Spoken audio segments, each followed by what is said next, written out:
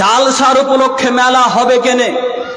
মেলা যারা বসাচ্ছে, মেলা যারা নিয়ে আসছে তারাও অশিক্ষিত, অযোগ্য, অধম, এবং যারা মেলায় অংশগ্রহণ করছে এরাও বর্বর, অযোগ্য, অশিক্ষিত, অধম, নিকৃষ্টতম এরাই।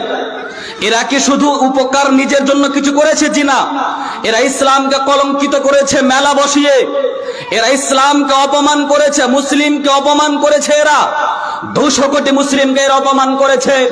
জালসার নামক জায়গাতে কোরআন ও হাদিস আলোচনা যে জায়গাতে হবে বা হচ্ছে, এই জায়গাকে উপলক্ষে করে, ইসলামিক সভাকে উপলক্ষে করে যে যারা মেলা বসিয়েছেন, যারা ব্যবসা বাণিজ্য করছেন এবং যারা সমর্থন করেছেন, যারা নিচ্ছেন, সকলেই এরা অধম, সকলেই এরা গাধা, সকলেই এরা অধম, অশিক্ষিত।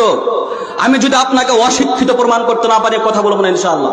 শেখ বসে আছেন আমার সামনে, শুধুমাত্র ব্যবসা বাণিজ্য করে আপনার 4 টাকা উপকার হতে পারে, 200 কোটি মানুষকে আপনি অপমান করেছেন, জবাব দেওয়ার জন্য আপনি প্রস্তুত থাকুন।